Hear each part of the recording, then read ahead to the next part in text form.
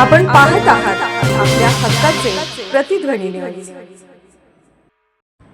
कोगनोळीत महाराष्ट्रीयन बेंदूर सण उत्साहात साजरा. कवटेमहाकाळ वार्ताहर विजयकुमार कांबळे कळवतात की कोगनोळी तालुका कवटेमहाकाळ येथे महाराष्ट्रीयन बेंदूर सण उत्साहात साजरा करण्यात आला.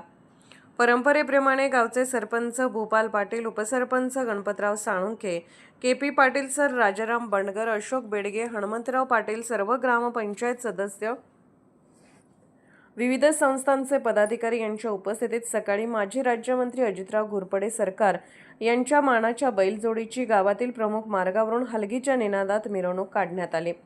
त्यानंतर स्वर्गीय महादेव काका पाटील आणि स्वर्गीय सिद्धू बापू पाटील यांच्या मानाच्या बैलजोडीची पारंपरिक वाद्याच्या गजरात मिरवणूक काढण्यात आली.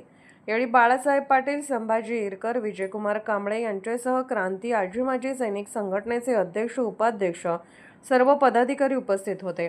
त्यानंतर अनेक शेतकऱ्यांनी आपापल्या बैलजोडीची वाद्यांच्या गजरात मिरवणूक काढली. यावर्षी बेंदूर सणासाठी करीसाठी सोनू साळुंखे यांच्या मालकीच्या बैलजोडीची निवड करण्यात आली.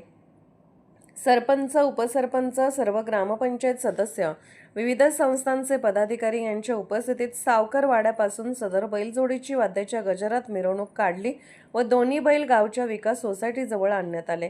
एका बैलाला हुरमूज लावून तांबडे करण्यात आले तर एक बैल पांढराच ठेवण्यात आला. जुनी मराठी शाळा ते हनुमान मंदिर या ठिकाणी लिंबाचे डहाळे व खोबरेवाटी काचऱ्याला बांधून कर देण्यात येते व सोसायटीपासून दोन्ही बैल एकदम सोडले जातात. जर तांबड्या बैलाने कर तोडली तर बाजरी, मटकी, हुलगे ही पिके चांगली येतात व पांढऱ्या बैलाने कर तोडली तर शाळू, ज्वारी ही पिके चांगली पिकतात, अशी आख्यायिका आहे. तर यावर्षी तांबड्या बैलाने कर तोडली, त्यामुळे बाजरी हे पीक चांगले पिकतील या आशेने शेतकऱ्यांनी आनंद व्यक्त केला.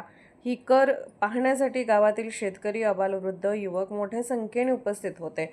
मोठ्या उत्साहात बेंदूर सण साजरा झाला. आपण पाहत आहात प्रतिध्वनी चॅनल. अशाच बातम्या पाहण्यासाठी आमच्या चॅनलला सबस्क्राईब करा आणि बेल आयकॉनवर क्लिक करा.